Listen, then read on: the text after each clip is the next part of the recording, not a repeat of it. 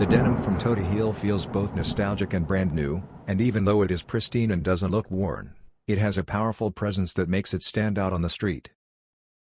The design proclaims originality while maintaining a beautiful and simple harmony with the traditional wide underlay. The side swoosh features a pastel pink stitched motif that demonstrates the attention to detail. This swoosh is a three-dimensional effect akin to thread art, and the shadow shifts in response to the wearer's movements, unlike a typical print or embroidery.